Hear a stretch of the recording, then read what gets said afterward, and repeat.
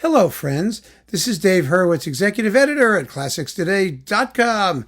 One of you asked me recently what I knew of or thought of the works of Egon Wellesz. Well, I reviewed most of his symphonies on ClassicsToday.com, and as always with these situations, when you have a question about something, you should go over there and look first, because chances are I've talked about it before over the past, 20 years or so. But I do have the complete symphonies of Egon Wellesz, and I do want to recommend the set to you and talk about them just for a few minutes, just to give you a sense, a little taste. There are some samples, I believe, you can listen to over at Classics Today, too, if you're curious. At least I think there are. But the bottom line is that Wellesz was an Austrian composer who actually made a career as an academic. His specialty was Baroque opera and early music. I mean, really early music. I mean, like Byzantium early music. Those are the kinds of things he was interested in. And while he was in Vienna, he wrote a bunch of operas and ballets, none of which have been performed recently, probably, or recorded. And it's a pity, because I think they might be worth hearing based on what I hear from the symphonies. There are 9 of them, that fateful number 9. And they were composed throughout his career. They are fine works generally. I have to confess, you'll see if you look at those reviews, I had a bit of equivocation about some of them. He began his career as a sort of, how do you describe it? A very late Romantic Viennese. He was a pupil of Schoenberg. He was never quite a serialist, although he did venture close to atonality, but atonality that's always approachable because it has other qualities that you are familiar with, like rhythm, for example. And he never quite abandoned tonal harmony. So his music becomes a bit more chromatic, a little bit more dissonant as he gets older.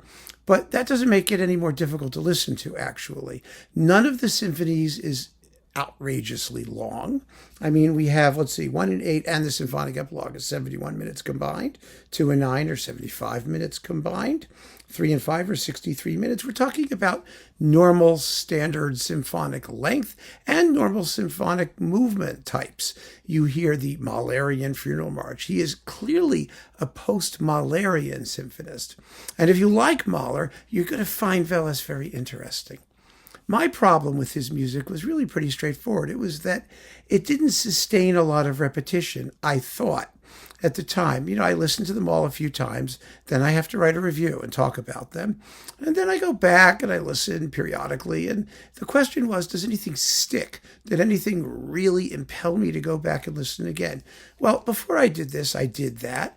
And I find that their qualities, which are many, they are superbly crafted. They're often really shapely and formally interesting. Easy to follow and satisfying in what they do formally. I didn't find the ideas all that memorable. And now that I've heard them again, I find those same qualities. I'm not just hugely drawn to listen to them all again.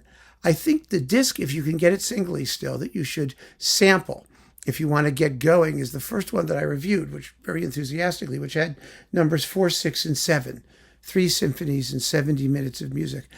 They were really, I think, good works, and they impressed me. The other ones maybe a little bit less so, but that could be because it was sort of more of the same. And I might be entirely wrong in that. You, of course, might find them far more compelling in terms of their thematic workmanship than I did. But I did think on this last go-round that they were a bit better than I thought they were when I was doing the discs individually as they were coming out. I really do. I respect the craftsmanship. I think emotionally they're very direct. There's no problem understanding what Wellesz is trying to do or how he's trying to say it there. By the way, marvelously recorded and beautifully performed by the Vienna Radio Symphony Orchestra under Gottfried Rabl. Wellesz spent most of his career, actually, his later career, in the UK, where he fortunately was able to get in 1938 after the Anschluss, because, of course, he was Jewish, even though he was Catholic. You know the story. And so he wound up in the UK, and that's where he spent the rest of his life, fortunately, for him. And that's where a lot of his music was performed, and it was moderately successful. But he had more of a career, as I said, as an academic, as a teacher. And one of the very first of Schoenberg's pupils to have a publisher and success as a composer. He wrote a bunch of string quartets as well. And I think he was a real distinctive voice in that late Romantic Viennese style. So if you like that late Romantic Viennese style, you should sample these. I suspect you'll like at least some of them, and you may like all of them. And they've grown on me over time. They may continue to do so.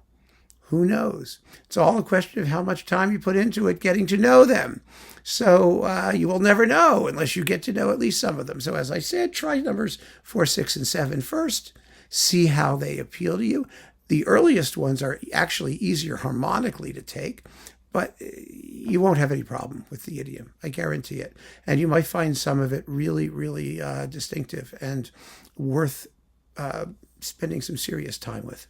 So keep on listening, friends. Thanks so much for joining me. Take care.